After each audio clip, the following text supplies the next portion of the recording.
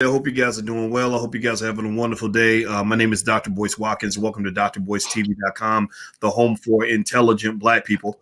And today we are having, I think today's Thursday. Yeah, Powernomics Thursday, where Dr. Claud Anderson comes in. And Dr. Claud Anderson is the author of the books Powernomics, Black Labor, White Wealth, the Black History Reader, and Dirty Little Secrets. And as you all come in, please greet Dr. Anderson and tell him hello. And Dr. Anderson, I'd like to ask you, my friend, how are you doing today? Oh, I think I'm doing reasonably well. I'm improving, but still coming out of this case of weakness I've had now for about the last 4 or 5 years. But I'm growing stronger every day. Well, you are strong in the eyes of the public, and I know a lot of our folks are always happy to hear from you. I've just sort of just patiently waited for an opportunity for us to talk because I know that people are looking for you. People are looking for you because they feel that there's a little bit of a gap in leadership. There's sort of a misguided energy right now. And so, I think today one theme is to really talk about leadership and talk about a plan. I'll tell you. So I'll brief you, Dr. Anderson, on some of what's been going on publicly, and a lot of the folks that are in here know about it because we've been talking about it. One of the things that's been happening is a lot of the folks that were getting Black folks to rush out and support the Democrats and everything else, they're starting to have concerns that the Biden administration is ignoring Black people. They were upset. These same people were the ones who were saying, Ice Cube is wrong. He shouldn't be asking for anything for Black folks. He shouldn't be pushing for a Black agenda. We just got to get Trump out of office, which is fine, whether you're Democrat, Republican, that's not the issue. But there were a lot of people who didn't feel that Black folks should negotiate for anything before the election, that once Biden got into office, everything would kind of come together. And from what I understand, a lot of people, the Black Lives Matter is now publicly complaining, saying that Biden won't meet with us. He won't talk to us. Who else? There's a lady named Amanda Seales, who is, she's a TV star. She's not an important person in that regard. She's a comedian, which makes her a joke. But Amanda Seales was real vocal about really criticizing Black folks that had an agenda. But now even Amanda Seales has actually said, gosh, I'm embarrassed. I can't believe that I supported Kamala Harris and stuff like that. Now, this is not pro-Biden or anti or pro-Trump or anti. It's really about negotiation. Now, I want to ask you about that in terms of, as an expert on power and understanding what it means to negotiate something for your vote. Where did Black people go wrong in this last election, in your view? They went wrong in depending on so-called Black leaders, which means visible Blacks. They always somehow misunderstand and misperceive people who are visible as being Black leaders.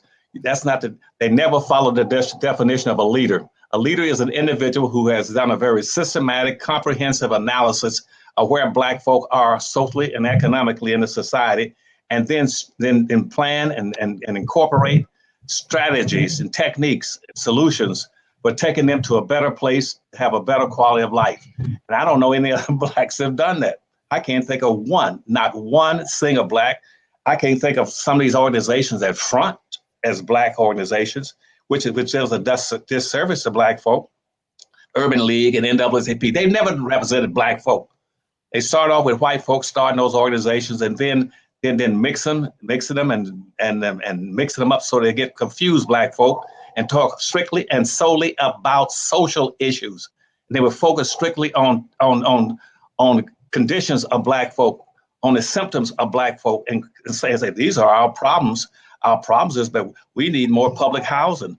Our problem is that we need more jobs. Our problem is that we need more welfare and food stamps. Our problems is we need less imprisonment. Our problems, now those are symptoms of your problems. I said, just name me one who understands the nature of your problems, and never found one. I have yet to find one throughout the civil rights movement that says, Dr. Anderson, you were right, 60 or 70 years ago. Economics is our problem. That's our basic problem. Economics, speaking with the fact that we own and control practically nothing. What you own and control is what you call wealth. If you own and control it, that's wealth. We own and control less than 1/2 of 1% of anything of value in this society. We've never acquired more than that. And yet they say, well, we're going to go out and vote. Vote for what? Well, on politics. Politics said we should always vote. voting, have you set up a curriculum? Have you set up a list of demands you're going to make for white folk? Then what are you voting for? It should be based. Politics came into existence in the 1500s based on a simple premise of quid pro quo, quid pro quo, which means something for something. What are you voting for? Well, we vote for because it's something that makes us feel good. Any stupid explanation. Now, no, you vote based on getting benefits. I've told black folk that all the days of my life in politics, 60-something years, that you vote to get benefits. And you had these silly people, they'll call on and say, should we be voting? Hell no, not unless you got something you're going to demand and something you're going to get in reciprocity for what you're voting for. Because I haven't seen one yet that says, here's why we are voting and here's what we're going to hold you accountable for. And in a Democratic Party, blacks make up typically in the voting pattern about 38% of the vote, and not one.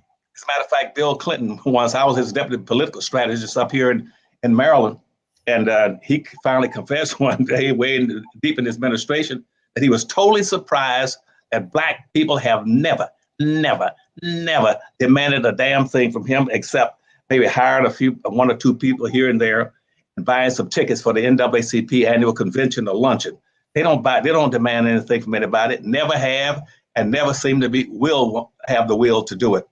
And so what I provided you with recently, I said, I think that the best leader in the country now would probably be Dr. Boyce Watkins. I said, he's the only one who seems to got the sense and the consciousness that want to get quid pro quo for black folk. So I submitted you and gave you a list of what I call the quid pro plan for black folk that I was going to provide to the black community during the last election. But I held off saying, well, for the first time, I'm going to give in and say maybe these blacks can stumble into the truth, what politics is all about. So I said, I'll stay out of it. But I said, after this, if they don't do it, I'll just give it to Dr. Watkins. I said, in the meantime, at least they should go set up a black party, a native black American party. They didn't even do that. So I have no answer for you, because right now I'm just totally disappointed in this country for having all these 46 million black folk and no black leadership. By black leadership, I mean somebody who places in priority on doing something specifically and solely for black folk. Any black that goes on TV and start talking about these broad, ambiguous terms about what we want something that takes care of everybody, then you're stupid. Because you're competing against, they see that as being not what you think it is. You think you're being friendly towards all these groups. You're being friendly towards showing how compassionate you are towards Asians and Arabs and Hispanics and how much you love them and you want to work collectively. You want to be together. They don't see it like that. Those groups see you focusing on any and everybody as being not friendly, not compassionate, but as being stupid. You're in competition. That's where racism comes from. Racism is a race. You're competing.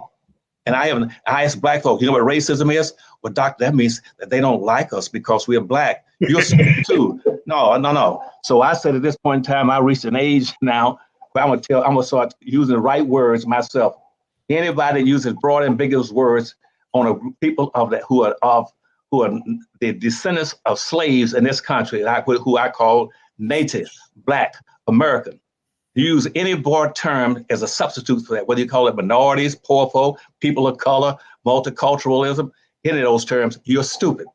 You're supposed to be putting your own people's interests first and foremost. And that's who you should be competing for, to make sure you come in as a winner. You do not look for equality in a race, not in a horse race, a bicycle race, or a foot race, or a race with human beings trying to survive. We're the only people that keeps trying to be compassionate and supportive of everybody except our own damn people. Wow. Well, everybody who's watching, I'm speaking with Dr. Claud Anderson. Dr. Anderson is the author of the books Powernomics, Black Labor Wealth, The Black History Reader, and Dirty Little Secrets.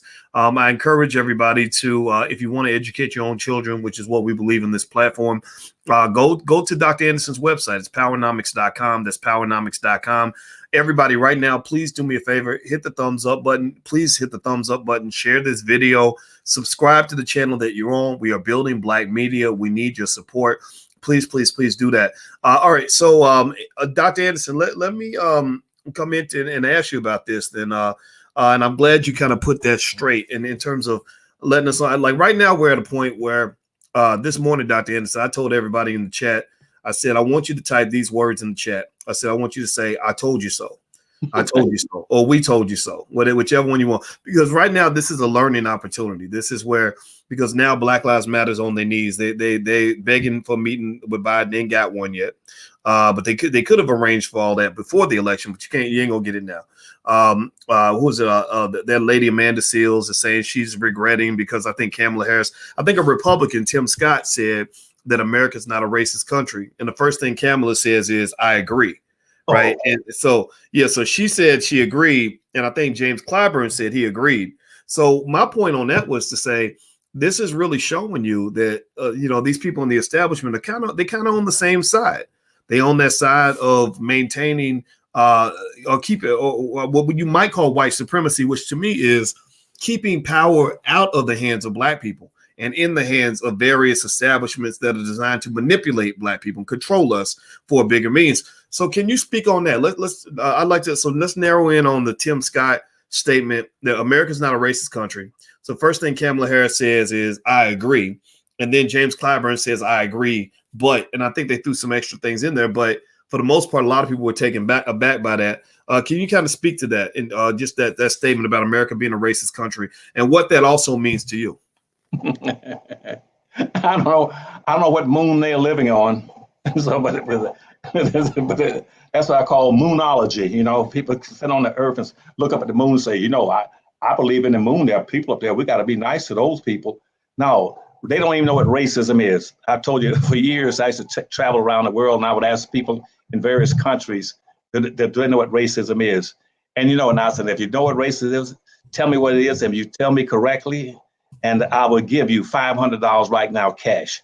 So, in all those years of traveling and offering rewards for somebody who can define racism. Do you know that I never found not one person who's not one of my students who knew what racism was? They don't even know what racism is. How are you going to define something that you don't? You don't resolve it, and you don't even know what it is? I said, what is racism? They said, well, racism is, like I told you a few minutes ago, that racism means that they don't like me, and I know they like me because I got a white girlfriend, and I got white people coming to my store. I even had this conversation with Ollie North, and he was saying, I'm not a racist, Dr. Anderson, and you said it's a racist. I said, why aren't you a racist? He said, because I hire some Blacks for my businesses, and all my white friends hire some Black folk. I said, so you think racism is anybody who hires a Black person is not a racist? That's right.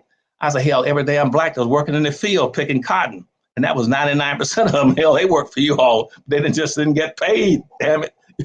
Where you come to stuff because you hire some Black folk, but you're not a racist.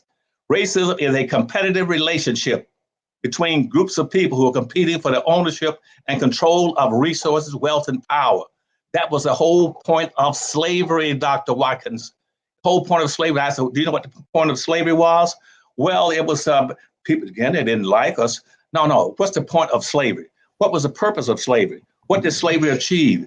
Slavery was put into effect to systematically maldistribute almost 100% of all this nation's land, wealth, income, power, businesses, and the wealth, privileges, rights, and other opportunities into the hands of the dominant white society. That's what racism was. That was the whole point of slavery. And slavery racism didn't come into a system as a word being exercised or spoken in public discourse until 1859. There was no such thing as racism. Racism was a contest between countries. Started off initially earlier, 200 years earlier, where 9 nations were in a contest, in a race, where they're going to use Black folks' labor to acquire wealth and power and resources. Where it's starting off with Arabs that these Black folk in America just loves to death. I love me some Arabs. Love Arabs. Arabs were the first ones that started enslaving your butts. That's how you got into slavery. Now, how in the hell are you going to go now and start practicing Islam? Those are the ones who put you into slavery. And that was over 1,300 years ago. And in the last 1,300 years, They have systematically enslaved over 13 million black folk into slavery. And they're still doing it in Sudan and Ethiopia and Mauritania. They still enslaving black folk. These are the Arabs. These are the people you align yourself with. They were the first. And when they got through with you, then they turned you over to the Portuguese. The Portuguese had you enslaved. And when they got through with you, then they turned you over to the Italians. When Henry the Navigator off the coast of Africa took 16 blacks into Italy and gave them to the Pope. And then the Italians then began to start enslaving black folk. And then when they got through with it, then they turned you over to the French. And then also from the French went to the Spaniards, then the Spanish, then the English. Everybody has enslaved black folk on the earth. Everybody. Even the American Indians have enslaved black folk. They were enslaving black folk. Black folks are, well, I got some Indian blood in me. That means you're doubly stupid. That you go out telling people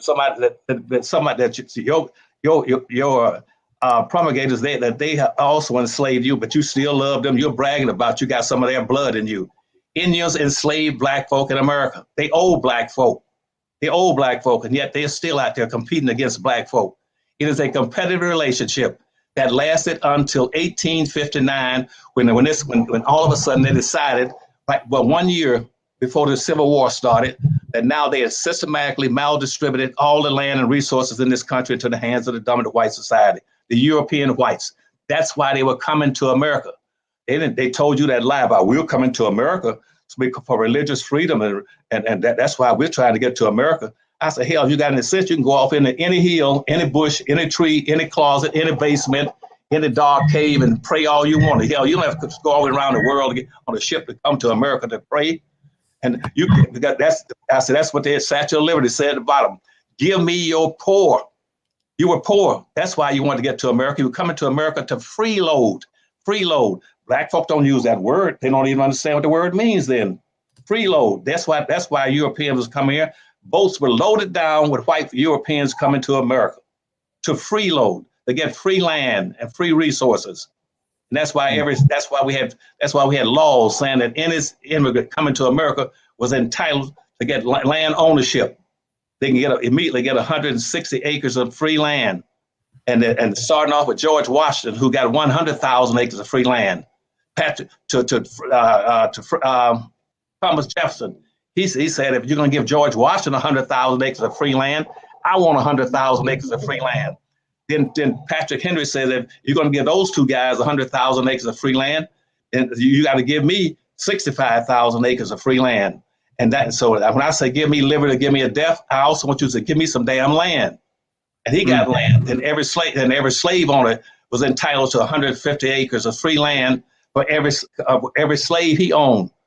And pretty soon they had maldistributed, by the end of the Civil War, over 2 billion acres of free land, and all the timber on it, plus the value of the land first. Then that was free. Then all the timber on it was free. Then all the water on it would be free. Then the gold, the silver, the chrome, the bauxite, the magnesia, the silver, and the oil, and all the other mineral rights went into white folks' hands. That's why by the end of the Civil War, white folk owned 99% of everything. And what they said then is that since we've used black folks' labor to become, all of us here have got wealth and resources behind it, where the average white person then had 3,200 times more wealth than the average slave coming out of slavery. That had 32 times what a slave would have. And that's why even today, I can find 2 white men right now that own more wealth and power and resources than all 46 million black folk put together. That 2 white men got more wealth in America than all 46 million black folk. Now, so what happened was that once they decided that they own and control everything and put blacks into slavery, said he was a slave, he's not a human being, he's 3/5 of a human being, he can't own and control anything, he's not a citizen, and he's equal to a field animal. So then they said, let's keep it like that, which means we are mountain, and these black folk coming out of slavery are going to be miniature animals, as close to the ground as possible. It's let's keep it like that. So racism means make sure that nothing happens to transfer all that wealth and power that was given to whites by slavery. None of it goes over to black folk. Maintain the relationship between whites, Europeans, and the slavers and slave-owned people at the end of in 1859. That is racism. So that's for in all future terms. If anybody asks for, let's do something to transfer something into black folks' hands. Let's be for affirmative action. Be against it. Let's talk about 8A set aside. Be against it. Let's talk about economic equality. Be against it. Whites now are against anything that means transferring some of the wealth, resources, power, land, anything to black folk. That is racism. He doesn't have to do anything else. Don't worry about what he says.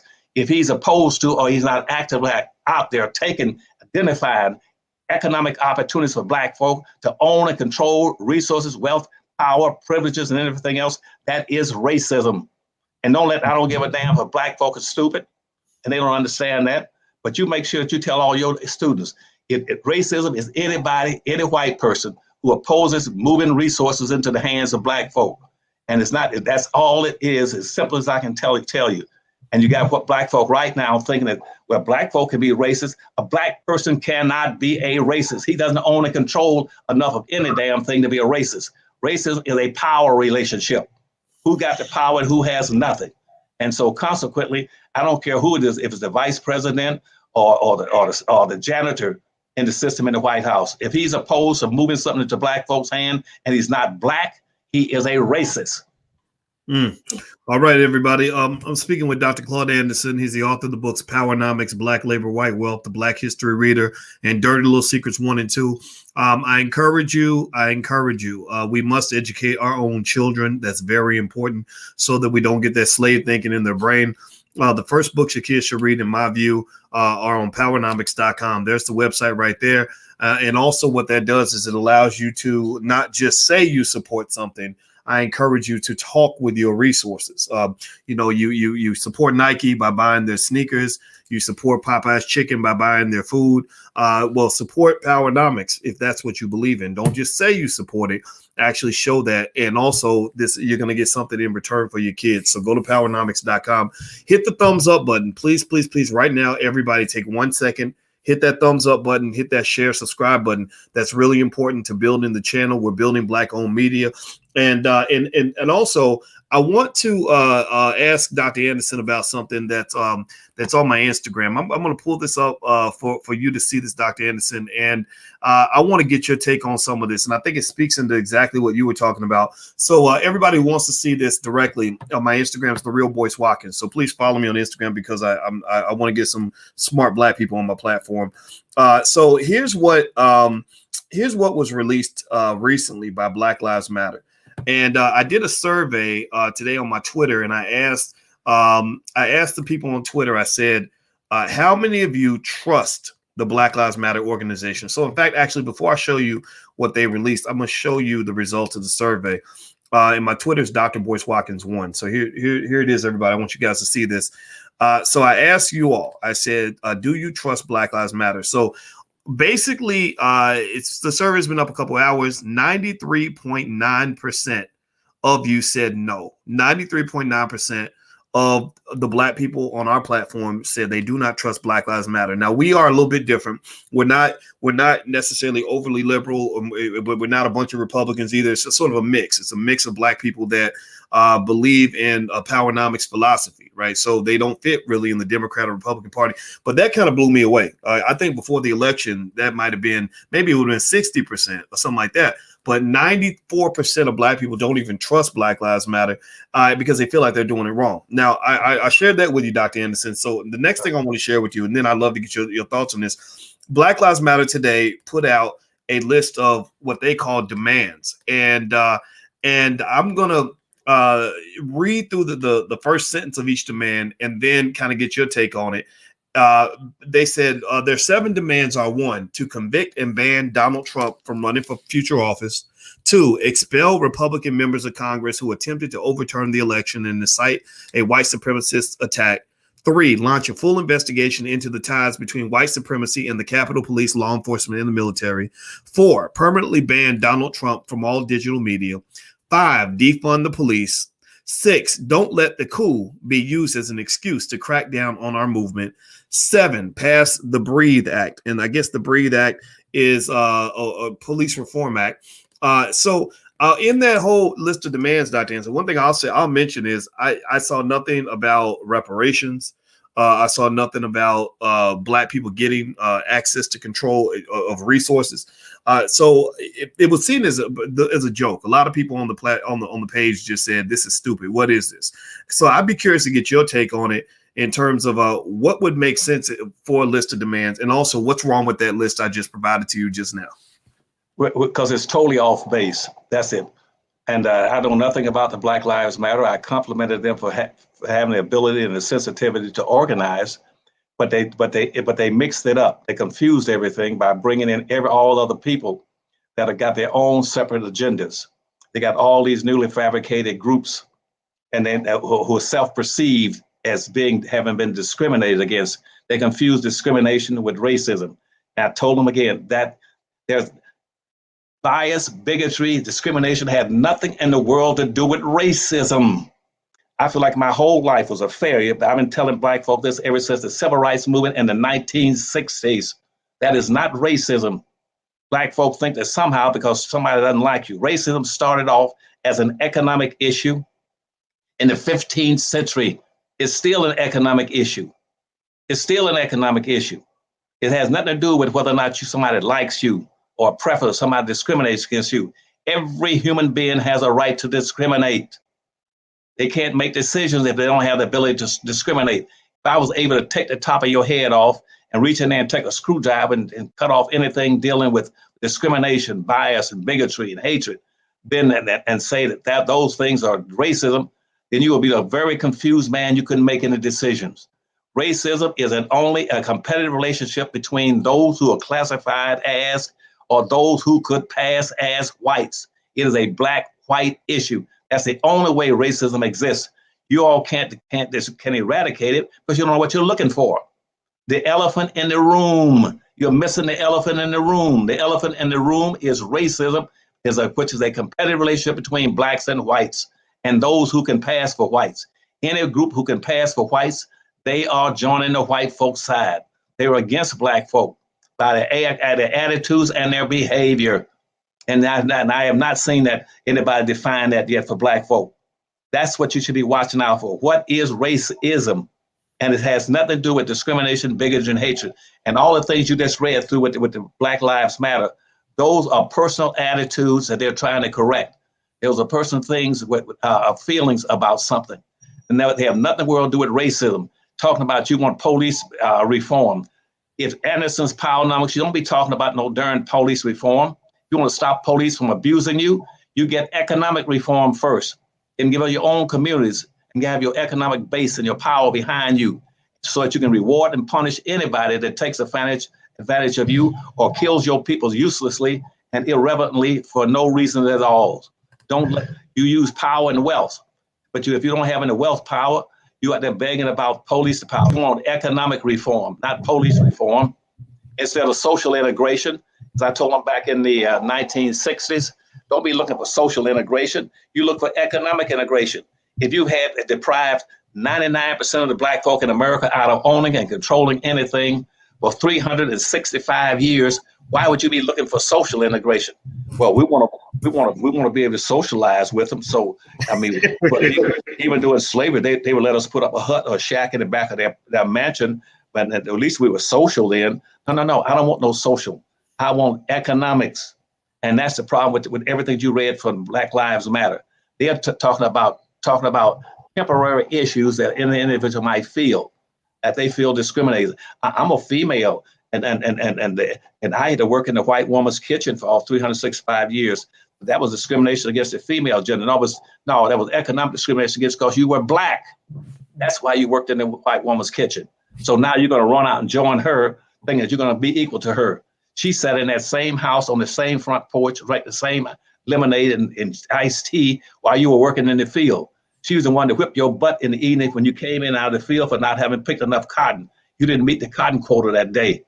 She was the one that slept in the same bed, put her head on the same pillow with the white man who owned and controlled everything. She's the one that inherits everything that he owned. She either own, co-control, co-own, and will inherit 99% of everything the white man has. That's a gender issue. That is a gender issue that had nothing the world do. 80% of all slaves being brought to America up until 1808 were black men. They didn't want black women here. They didn't start using black women into slavery until after they had wiped out in the Constitution that you no longer could be importing slaves from Africa into America. And once they got into America, they were no longer African American. They were Native American. They were born in America. Mm. So what I'm saying to you in short, and rather than giving you another lecture, is that all those things that the last lives matter is chasing, they are ghosts. They are whips of smoke, miracles, clouds. They steam. There's no substance to them. They should be going after everything economic. Anything on that list should have been economic based. It's not talking about redistributing some wealth and resources into black folks' hand. You're off course. You're off the side of the cliff. You're into the sewage. And you're not dealing with black realities. And so, and I don't care who they are. I don't care what position they hold. You got to remember that in this country, wealth controls everything. If they're in the legislature, then wealth will control them in the legislature. That's what called. I don't care if you're black or white. It's wealth that controls you. If they're right now, if you're sitting in the White House, it's still wealth. And black folk don't have any wealth, so everybody's going to ignore their butts, period. You know, that's a good point you made, Dr. Anderson, about wealth, because think about it like this, and I want everybody to hear me. Give me a yes or no if you get what I'm saying here. Think about it. Imagine if you were white. Imagine if you are talking about Joe Biden in the White House. Give me a yes or no. I think it costs about $2 billion to run for president. If Joe Biden did not have access to wealth, do you think Joe Biden could have ever become president of the United States? Give me a yes or no in the chat. Do you think if Joe Biden had no access to wealth, would he be president right now? If Raphael Warnock out of Georgia did not have access to wealth, which was money given to him by corporations mostly run by white people, do you think he could have won the race in the Senate? Yes or no? If Barack Obama had not been able to raise over $1 billion to run for president and not have access to wealth, do you think that he could have been president? If Donald Trump didn't have access to wealth, do you think that Donald Trump ever would have been president if he was a regular guy that, you know, let's say he just had a lot of friends and everybody liked him, but he had no money? Well, the list goes on and on. And so the point that Dr. Anderson's making, and I'm not going to do a lot of the talking. And when the teacher's here, I know how to be quiet. But I want everybody to really understand that the wealth is the one thing that makes the difference. That's the thing where it don't matter if people like you or don't like you. If you got the wealth and the power and the resources in your community, then you can still do what you want to do. And so, Dr. Anderson, I'm gonna pass that ball back to you. And I'd like for everybody, if you could take 1 second, please hit the thumbs up button. Please subscribe to the channel, share these videos, because this is we're trying to find solutions here. We're trying to solve problems. We're not here to complain about what everybody else ain't doing. We'll talk about that for a second, but then we're going to talk about, solutions, and wealth is one of the solutions. And also everybody who's watching later on today, I'm gonna bring in some more solutionaries. Attorney Tanya Nebo is gonna come in. She's very, very good at helping Black people buy franchises. So she's gonna come in today. Later on today, we're also gonna have Farmer Brown, the MC, who is an expert at growing your own food. And I'm sure, Dr. Anderson, I'm sure you got a lot to say about that, about the importance of us controlling our food supply and really just looking into the root of what it really means to have independence and freedom. So I'd like to get your take on that. I've heard you tell stories about, being on farms and chickens and roosters and things that you've seen through the years. So let's turn that corner a little bit and tell us about that. Just that aspect of land ownership, controlling our food supply, or even if it's not even just about the food, just the land, etc. Can you just sort of speak to some of that? Just what comes to mind for you? Well, yeah, okay, I'll be glad to do that. And I indicated to you earlier that whites picked up over 2 billion acres of free land. And that was the purpose they're coming to America. Everybody comes to America to get wealth and freeload. Everybody came here to freeload. I don't care what group you can be Asian. You came to America to freeload. Whether you're from Chinese, you're freeloading. From Europe, you're freeloading. From Spain, France, you're freeloading. They came here to get immigrants coming from Latin America right now. They're coming here to freeload, to get stuff that they could not get in their own country free. And see, and what does that mean? It puts black folk at a major disadvantage, because you didn't own a damn thing that when you came out of slavery. You have not increased your wealth capacity, not one iota, since what it was in 1859 to where you are now, and this is 2021. What are you talking about in a land where wealth power controls everything, and here you are talking about everything but wealth? Here you got people marching in the streets, and why they join you is because they know you ain't got enough damn sense to focus on what you need to be focusing on. Supposing, excuse me, supposing a Wealth Lives Matter group has said, we're going to march now and demonstrate until white folks give us a major percentage of ownership and wealth in this country. And we're gonna recommend 4 or 5 ways they can do it. Someone you had said that. Would you think those same whites would have joined you? Would you have any Hispanics out there joining you? Would you have any midgets, anybody that's out there joining you? Would you have any gays or transsexuals joining you? No. They're going to join you because they know you're going to deal with the superficial, the ceremonial stuff, something that's intangible, that you can't touch, you can't feel, you can't go to the bank, you cannot build and get empowerment off. Now, the question to your mind is, say, how something is wrong. Why is it nobody ever wants to talk about correcting what slavery did? Why is it nobody has talked about, and since even during the civil rights movement, by correcting, if slavery maldistributed everything into the ownership of whites, where you would always be dependent on them for everything, from what you eat, what you breathe, what you drink, why doesn't somebody correct that? It's because half of them are scared, but a third of those don't give a damn, and the rest of them are just out there with their own self-interest. That's why. You should be, for instance, you should be able to say to yourself, well, why is it that all these immigrants coming to the country are getting all these things, but they're not giving it to black folk? Let's go back a second. This is 2019. Let me give you an instance. Let's go back to let's see. Let's go back to maybe this is May. Let's go back to May. Let me give you a definite date. Let's go back to maybe May 19th, 2019. Let's go back to that, to 2019. Go back to May 19.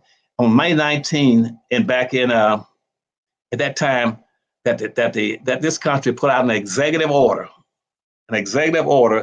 to economically empower Asian Americans and Pacific Americans.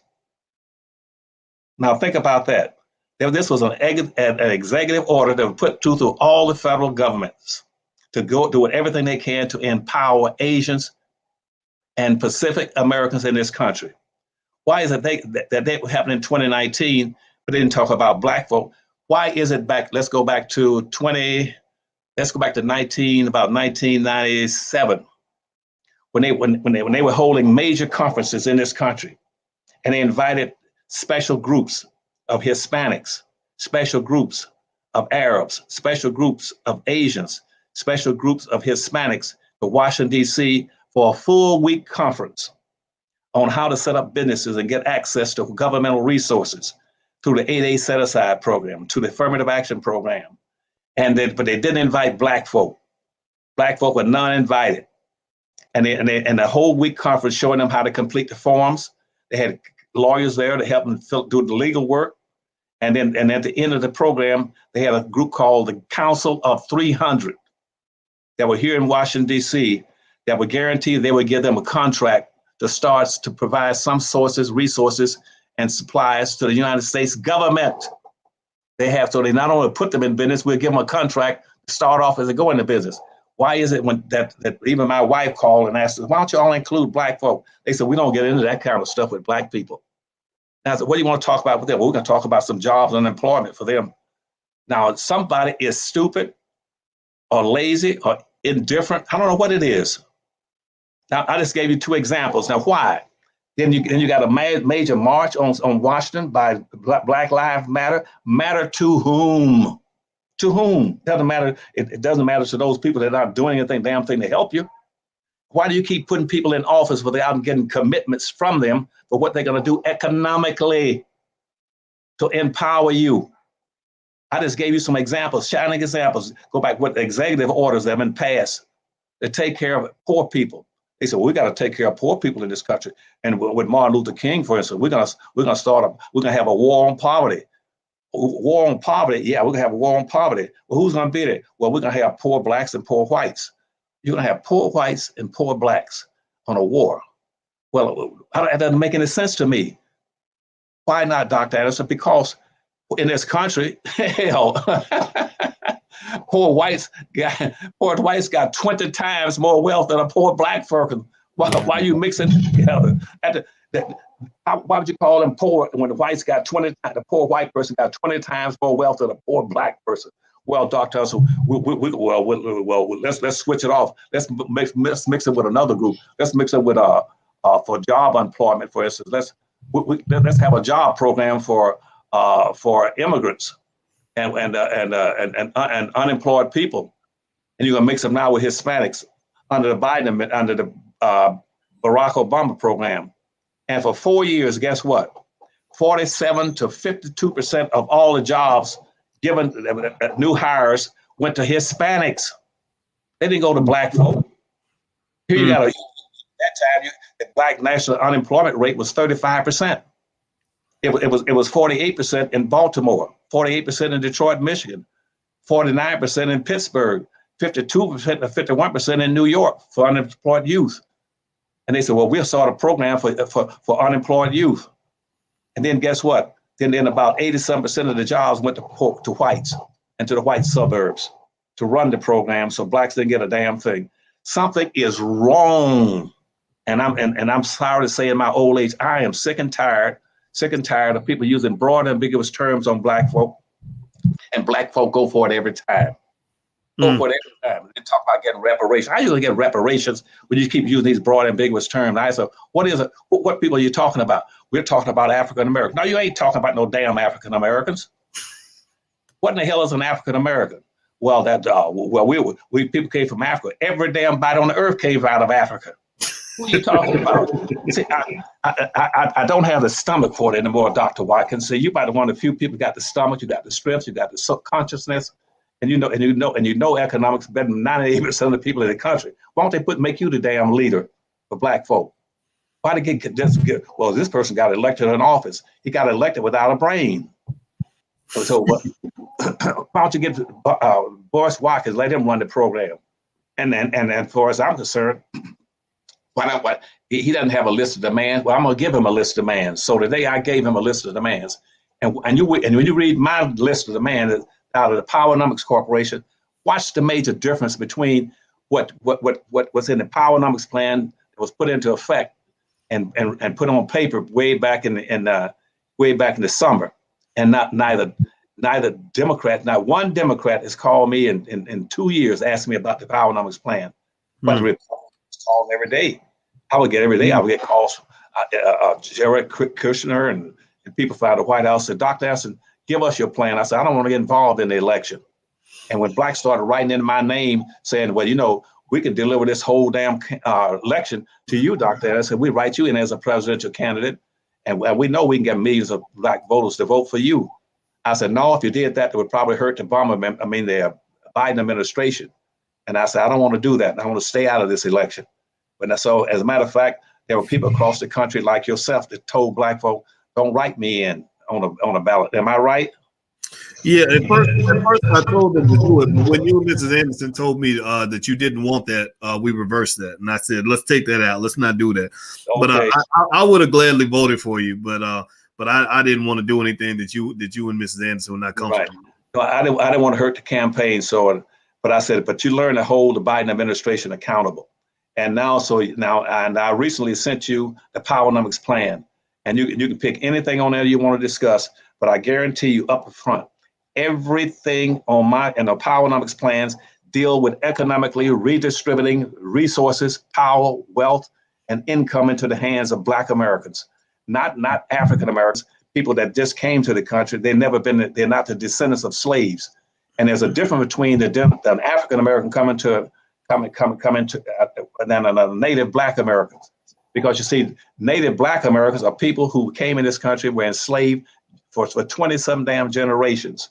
who were stripped of everything, even their humanity, and they had nothing. Those are different from somebody that comes in from Africa last week or 20 years ago. Those are African Americans, and every white person coming to America is an African American, because the first human beings on Earth where humanity started someplace south of Kenya in Africa, and anybody who leaves and leaves Africa, or before they spread all around the world, going across the Bering Straits, coming into America, and become later on they called Native Indians. They ain't no damn Native Indians. How the hell Indians going to come in and get ahead of black folk, and black folk the first human beings on Earth? How did they get to be natives? They weren't natives. They were immigrants that came across the Bering Straits about 5,000 or 6,000 years ago. But the blacks that came across the Bering Straits from Africa, came up from Africa, went through the Middle East, and all the way up through Asia, and then came across the Bering Straits into Canada and came down. They ran into the Folsom people.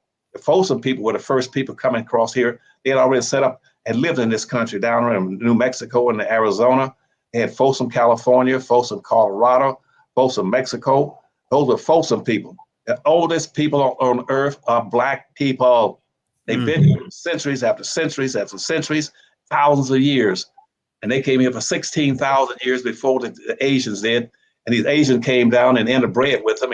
So that's why Indians don't have yellow skin and slant eyes. They interbred with the Folsom people who got round eyes and dark skin. But yet nobody give credit for that. So call black folk Native American is an insult to call them an African American. Anybody that's coming to this country is an African American. And see, if whites started that stuff back about 1840s, let's call these Negroes, let's call them African Americans. Then we're going to ship them out of here, because we're going to bring in about 30 million new Europeans and give them resources. And we don't want black folk be able to lay a claim to anything. So they won't be able to go back and say we enslaved them. And so we'll send them back to Liberia, or we'll send them to some land, set aside a piece of land down maybe around Texas and Arizona and put them down there, or we'll send them back to the Bahamas, because we don't need them anymore. We've taken everything out of them. We've taken their labor. They have enriched us. We don't need them anymore. So we started calling them African Americans.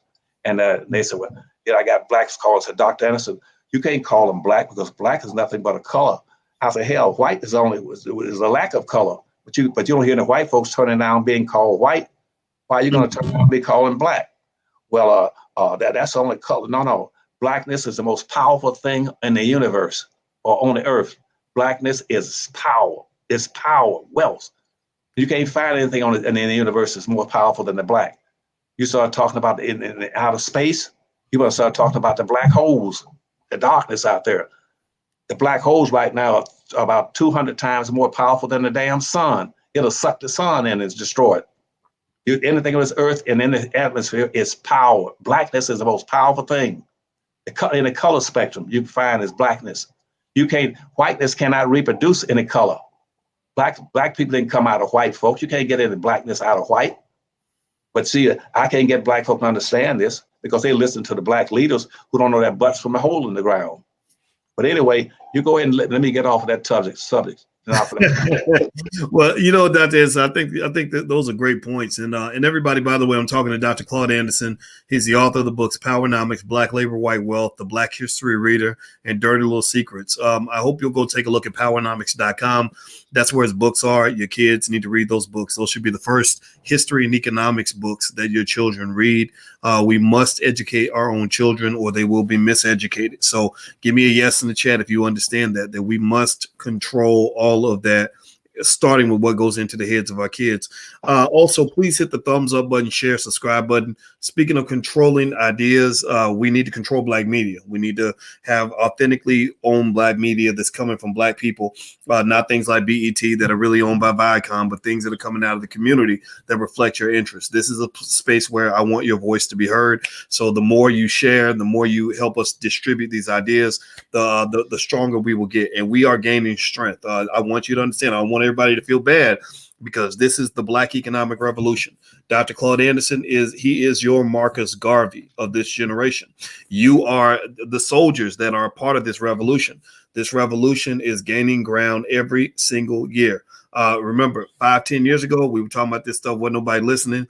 A few years later, more people were listening. Now we got the rappers rapping about it. Ice Cube and celebrities are calling Dr. Anderson. Kanye West called me. First thing he said is, "Can you get me in touch with Dr. Anderson?" Charlamagne the God, same thing. So what's happening now? I want everybody to understand the context here. And I just want to be a vessel. I enjoy just being a part of this because I see what this is becoming. This is becoming something that is going to become powerful. We will accomplish more as a community in one generation than 1,000 government policies will accomplish in 200 years. I want everybody to know that. And you're a part of this. How are you a part of this? You're a part of this because you decide in your household what that culture is going to be. You decide what the priorities are going to be. You decide if your children are going to grow up to become employees or business owners. You get to decide if they're going to become consumers or producers. You decide if they're going to become renters or owners. So by you teaching your children these things, then you are controlling the ideas of the next generation. We can't control all the black folks. Some folks ain't going to listen. That's okay. Because what's going to happen is your children will be their employers. Your children will be the ones who can offer them jobs when white folks are still spitting on them. Right. So I want you to just see the big picture, everybody, so we can make sure we know we are winning. We are winning. It's slow, but we are winning. Last point I want to bring to you, Dr. Anderson, is this. I want to show you a video that that was sent to me today by a young black man that I really think you should know about. His name is King Randall. And King Randall, I might have mentioned, I could have mentioned him to you when you and I were talking, but if I didn't, I'm going to mention you to him now. He's a 21-year-old black man who he came to my attention because he ran up against one of the Democratic Party Negro operatives, this guy named Roland Martin, who tried to bash him and beat him up and everything. But King Randall's 21 years old. He built a school called the X School for Boys down in Georgia. He's also raised tens of thousands of dollars, and he just really gets it in terms of when you talk about young people that really are going to lead the future, the ideas that are going to make us great again. He gets it. I'm going to show you a quick little 1-minute video that he sent me today. And I want everybody else to see this because y'all going to be real impressed with this young man. If you haven't seen him or heard of him, then you need to know about him now. So give me 1 second. Let me share this video. Let me see if I can share my audio. Okay.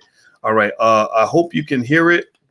I'm going to play the video. Let me know if y'all can hear it. Okay. Give me a yes in the chat when I start playing it. And Dr. Anderson, let me know if you can't hear it or not. I'm going to play it for you right now. My granddad always told me growing up, he always said on some dirt. And so I know a lot of people are always asking, how are you 21 years old and you know so much, or what are you able to teach your boys? I'm just like, well, when you have male figures in your life, they're able to teach you a lot of these things. Growing up, we've always been taught to wallow in our defeat. And, I can't go do anything, because something's going to happen to it, or but that's kind of what history has taught some people. But I'm just like, well, why don't you just watch what they were doing and watch their mistakes and not make those? On 40 acres of land I just purchased for my boys in the program. And I know a lot of us, especially in our community, we always heard about that 40 acres and a mule that we've been asking for. Well, I decided to go take it. So, Dr. Was everybody able to hear the video? Dr. Anderson, were you able to hear it? I heard it. Yeah, I did. What do you think?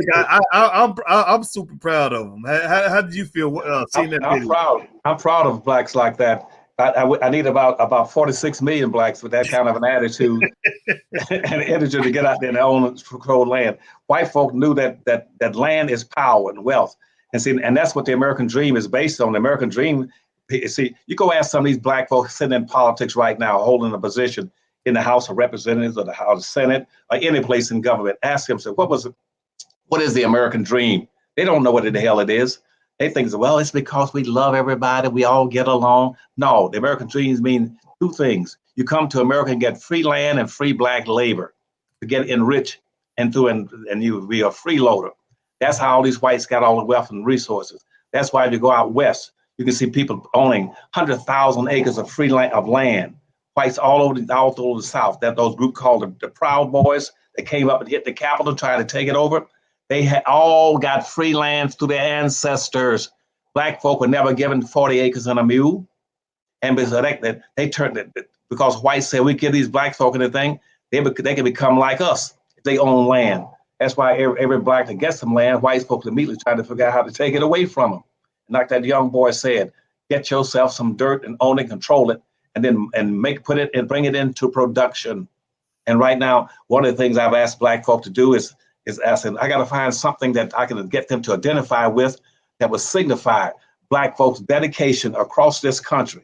And that's why this thing right now with the Finley group down in Alabama, with the high-speed rail system, the X20 rail system, high-speed rail system, that system would give black folks something they never had. Never in the history of the nation have any black so-called leader come up with and say, we need one thing economically that can go all across this nation that black folk identify and say, this is ours. This is ours. And all that when the government gave whites, gave 12 white groups of wealthy whites across this country, gave them 24 million acres of free land for railroads development across this country. 24 million acres, and gave them $24 million to bring it into fruition. That meant that when you divide that up with those lines, that means every white who started a railroad line across this country, whether it was Ohio or whichever, Pacific and Oregon railroads, they turned around and gave them 6 acres of land on both sides of the railroad tracks. They had 6 miles of railroad free land on this side, 6 miles on this side, going across this nation up and down, except through the South, through the old black cotton belt.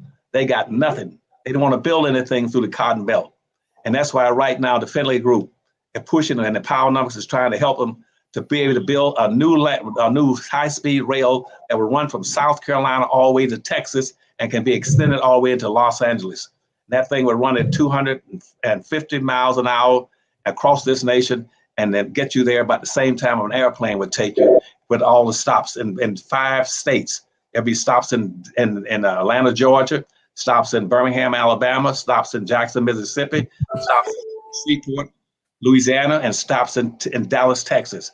And those 5 states, those are black states, primarily black states. Those cities are got black mayors, and they got black city councils, and black folk can buy into and invest in those areas for the first time in the history of the nation. They got a project they can all identify with. No more marching, jumping, and running. No more saying, I'm gonna get a seat, I'm gonna go open me a barbecue restaurant. No, this is something that every black can buy into. They can go right on those lines and go across this nation in short order through all those black areas. But guess what? Right now, we're still waiting to hear from the Biden administration. They've been in office now 6 months. They're dealing with everybody about immigrants, about bringing in more immigrants and empowering them. Just like I told you about everybody else. Everybody else gets empowered by our government, but they don't both put them in. Black folk put them in. Now they're working with the Hispanics. Guess what? Half of the Hispanics in this country are Republicans. They voted against Biden. Here's Biden worrying about the damn Hispanics and nothing for black folk. He's going to be sorry about that.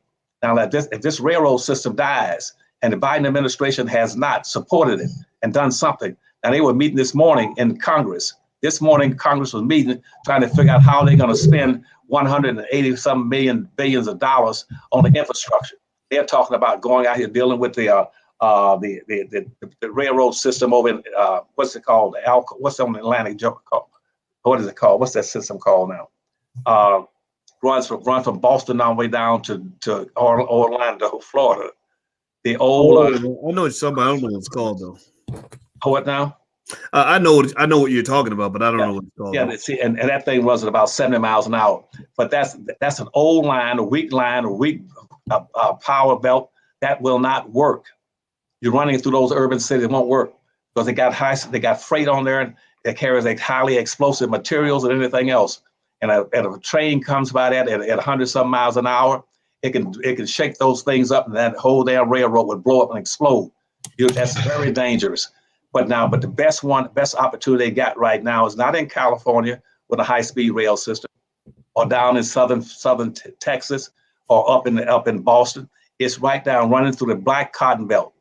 And right now, the Biden administration has not called, and we've been trying to contact them for the Finley group to get that up. They got a shovel-ready project. All they need is some help, some assistance, some recognition from the support from the Biden administration. Not one has called them yet and done anything about it.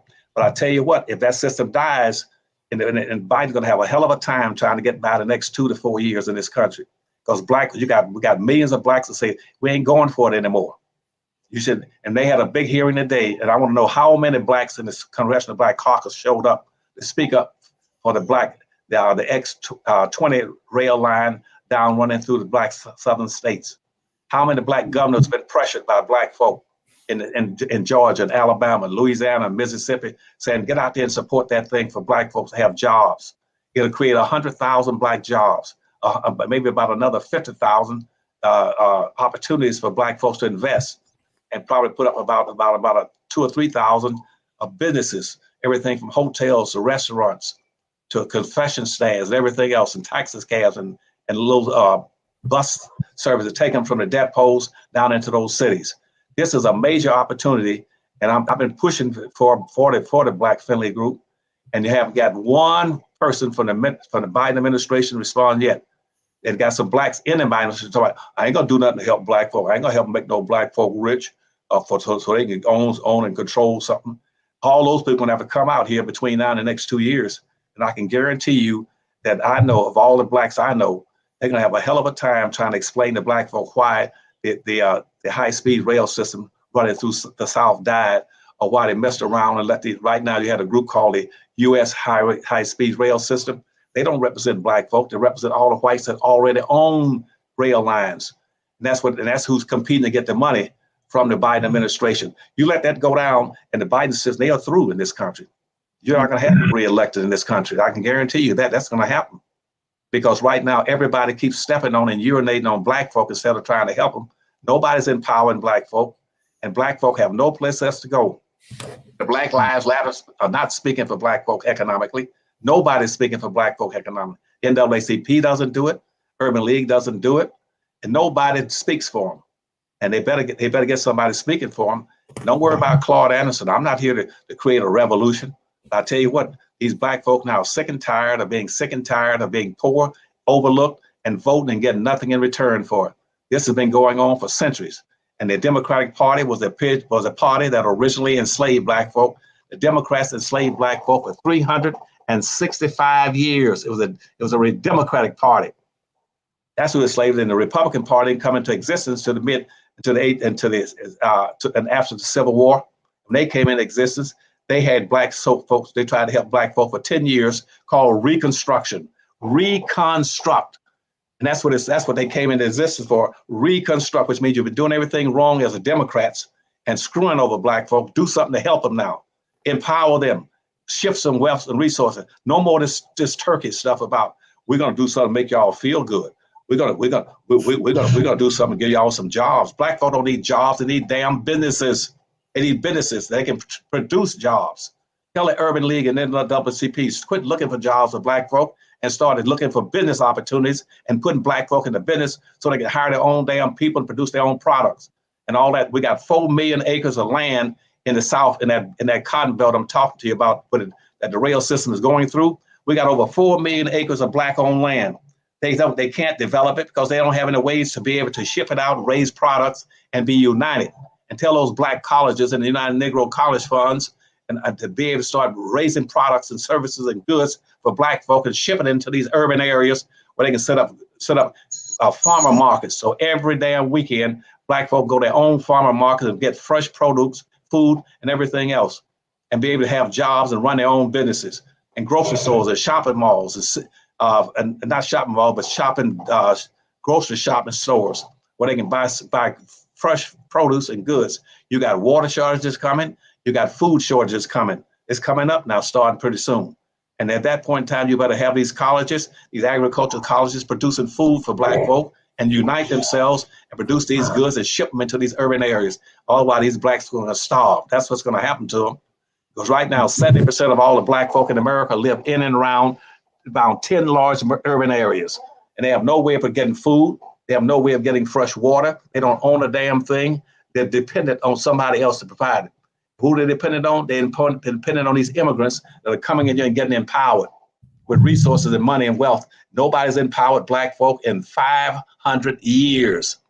And this is the time to do it. If they don't do it, Biden administration won't be in power very long, neither will Ms. Harris with it. Let them keep playing around trying to take care of everybody but black folk and trying to give the appearance that somehow that black folk are the most friendly, compassionate people on earth. They're always willing to help everybody and save everybody from the gays on up. No, they better start helping these damn black folk in the country by providing some resources and money to let them build businesses and own property and rebuild these black communities in the name of black folk, and then practice group economics and group power. That's what they better do. And I'll tell you, I'm gonna close right now, but that's my feeling about all of this. And you would be the ideal person for them to make into a black leader in this country. Make Dr. Watkins the new black leader in the country, and ignore anybody that's right now in a major organization or sitting in a public office that has no sense of commitment and consciousness about their own people's survival. Well, I want everybody to know I did not know Dr. Anderson was going to say that, and at the very least, I don't mind being an advisor to you. I believe we can all lead together, and I'm honored. I'm always honored and flattered by the kind words you share. And I would say at the end of the day, I think I see all of us as a collective. Everybody in here in this room right now, we are the leadership, as a group. So if I would humbly accept, the honor of leading, but I want to lead by committee because, in this group, there are so many black people that have so many great ideas that are so skilled. And what I really want to do is help support all of you in connecting with each other and to realizing how great you can be. And so I want to say, I hope everybody will join me right now in saying thank you to Dr. Anderson. Please, please, please give him a digital thank you. He just came in here and gave us over an hour of some of the most powerful words that many of us have gotten our whole entire lives. You don't get this in college. You're not going to get this at an HBCU. A lot of black folks ain't ready for this. He's ahead of his time, and this is the future for our community. So please thank him. Also, his website is powernomics.com. That's where his book is. Now, a couple things I want to also mention to you guys before we go. One, some of you are here because you got a text message from us. We'll text you from time to time. If you want to get a text, just text the word voice to 31996. Text voice to 31996. Secondly, Vicki Dillard, you all know Vicki Dillard. She's doing a mastermind this weekend, and it's mostly for women, but men are welcome as well. And if you want to go take a look at what she's got going on this weekend, you can go to flynubianmastermind.com. It's going to be this weekend, and a lot of y'all love Vicki Dillard.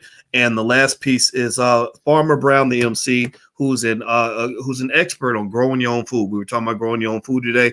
Well, if you want to learn how to set up your garden, set up your urban garden, things like that, he's been doing this for years. And he's partnered with the Black Business School to literally teach you a program on how to grow your own food. So if you want to just take a look at what he's got going on, you can go to healthyblackfood.com. The URL's on the screen. He's going to be here tonight, and you're going to get a chance to hear from him directly as well on Dr. Boyce TV. So make sure you subscribe, hit the thumbs up button so you'll be notified when we do this. So I want to say thank you very much, Dr. Anderson, for your time. I really appreciate it. Well, one last thing, and I would encourage them, and you're right on target. I encourage them to try to get to that powernomics.com and get that power pack, the library pack, where they get all 5 of those books. Those books are taken from the beginning to the end, what they need to be thinking about, working on, and championing in this country. And they'll give you the kind of information that the Black Lives Matter group can't give you. There are no books in this history of this nation ever been written like those 5 books. You get all 5 of those books for $100 or $90, whatever it is, and get all 5 of them and start reading them, because so you understand these issues. That is black labor, white wealth. That tells you the nature of the problem. Even the cover tells you the nature of the problem. Black labor, white wealth. So you got and you got timelines in there that show you how whites picked up the money and wealth, how they got it. And Dr. Watkins can show you also in tracking it. It'll show you how throughout history, where they were getting the wealth from, how they were getting it, through every group that was getting the wealth, and gives you timelines. That's the first thing. The second thing would be the Dirty Little Secrets books. So you understand again that over 1,000 factoids in there, stories, short stories telling you things that unknown about what black folk have done in terms of achievement. But when white folks start saying you black folk never done anything, no, it's that you white folks are ignorant of all the things that black folk have done and never gave them credit for, nor appreciation for, nor reparations for the things they've done. You've got 2 Dirty Little Secrets book in there. You start talking about the Black History Reader and Powernomics. Those two books got 101 questions down there that explain and analyze everything you want to know about those questions, about what should be done. And the last thing is to get those books and start reading them immediately. That is extremely important. Summer's coming up. Make sure those books are in your house, in your library, and in your children's hands, because right now everything is online. Get those 5 books called a library pack, and they get also a free DVD in there on issues about Black folk. And that is now by going to Powernomics.com and ordering that Power Pack. And I know one thing is that if Dr. Watkins tell you to go do it, I know you all respect that man, so you'll be going out there buying those books and trying to read them. And if you have difficulty reading them, he will help you read through them, and I'll come back on at any time. And I'm gonna be coming on, I guess, most of the summer with Dr. Watkins to try to make sure that I take up a little of his time, because I don't want to overwork him. So I'll be there with him to give a lot of noise and verbalize my concerns for you. So go get that the library pack with those 5 Black books for $100 and get the free DVD. And I love you all. And that is I look forward to coming and support. Call every politician you know and says, are you supporting that high-speed rail system through the Black Cotton Belt in the South? And don't be putting all your money into things running up down the East Coast talking about, I can't think of that name of that rail out there. It's called the you mean Amtrak? Amtrak, that's it. They said that putting all your money into Amtrak. That line in bed is so old and wobbly, it just wobbles. And you should be saying we need to have, and they're intentionally avoiding talking about what Europe has. See, Europe has a high-speed rail system. China has a high-speed rail system. All our foreign countries have a high-speed rail system. The United States is the only one, and they're doing that intentionally because they don't want to support the one in the South or the Blacks, the one from. But it'll be mixed on it because whites can also buy some ownership in it. But it'll be majority owned by Blacks, and that'll be running across the South. You hear that Black folks bad mouthing it, run them out of public office, take them out tomorrow. Say, no, you gotta get your ass out of politics and go start selling peanuts on the corner or something. All right. Well, thank you very much, Dr. Anderson. This is always a pleasure.